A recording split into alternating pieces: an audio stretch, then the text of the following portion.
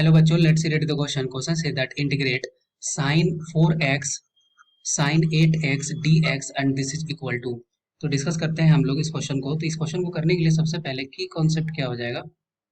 की कॉन्सेप्ट, यहाँ पे एक ऐसा फॉर्मूला यूज करेंगे कि sin a into sine B है। तो इसके लिए ट्रिग्नोमेट्रिक आइडेंटिटीज में एक फॉर्मूला होता है कि अगर ऐसा रहे कि 2 sin a sin b ये रहे तो इसको क्या लिख सकते हैं?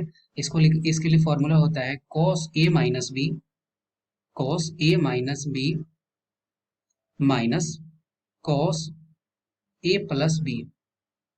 इस बेसिस पर हम लोग इस क्वेश्चन को सॉल्व कर सकते हैं।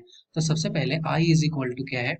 i इज इक्वल टू मान लेते हैं कि sin 4x sin 8x dx। Okay, तो यहाँ से क्या है, हमें 2 के फॉर्मेट में चाहिए, तो 2 नहीं है तो यहाँ पे क्या करेंगे, एडजस्ट कर देंगे। तो i इज इक्वल टू हो जाएगा, यहाँ से 2 से डिवाइड कर देंगे और 2 से मल्टीप्लाई कर देंगे। 2 से 2 sin 4x sin 8x dx। Okay, अब इस फॉर्मेट में आ गया, तो अब यहाँ से हम लोग इसको क्या करेंगे, कन्वर्ट करेंगे। तो ये हो जाएगा 1/2 इंटीग्रेशन ऑफ, अब इसको लिख सकते हैं cos a माइनस बी। तो ये हो गया cos a, a की जगह पे क्या है 4x, तो 4x माइनस 8x माइनस, और ये हो जाएगा cos a plus b, that means 4x plus 8x। ये क्या हो गया, ये हो गया 12, और यहाँ पे हो जाएगा dx, ये वैल्यू आया। तो i इज इक्वल टू क्या लिख सकते हैं, i इज इक्वल टू लिख सकते हैं 1/2 इंटीग्रेशन ऑफ, अब ये हो गया cos माइनस 4x, और हमें ये पता है कि cos माइनस थीटा क्या होता है, ये सिर्फ होता है cos थीटा।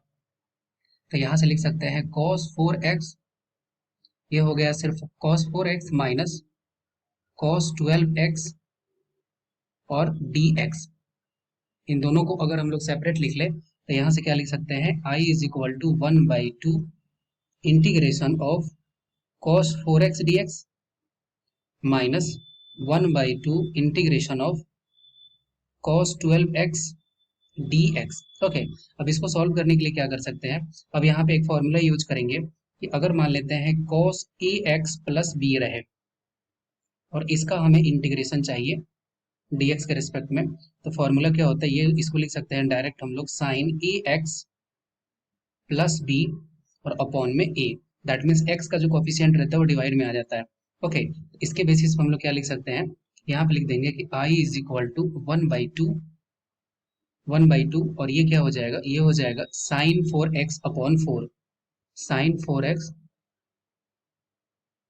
अपॉन में 4 माइनस, ये हो जाएगा क्या, ये हो जाएगा sin 12x upon 1/2 into sin 12x, और x में जो x के साथ जो मल्टीप्लाई हुआ है वो डिवाइड में आ जाएगा, तो ये हो जाएगा 12 और प्लस में आ गया c।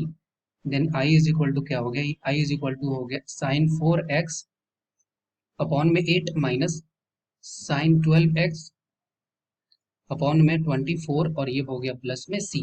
अब थोड़ा सा इस लॉजिक को समझ लेते हैं कि ऐसा हमने क्यों किया, कि x के साथ जो प्रोडक्ट में रहता है वो क्या डिवाइड में चला जाता है।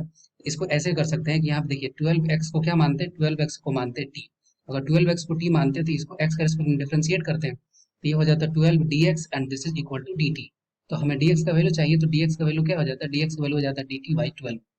तो यहाँ पे पुट करते हैं 12x is equal to T, और यहाँ पे dx इज इक्वल टू क्या पुट करते हैं, तो ये dt अपॉन 12, तो यही 12 जो है वो डिनोमिनेटर में आ जाता है, उसके साथ मल्टीप्लाई करना होता है। ओके, तो यहाँ से i is equal to finally क्या आ गया, sin 4x upon 8 minus sin 12x upon 24 plus c, and this is the right answer of this question. I hope you will be understood it well. Best of luck. Thank you.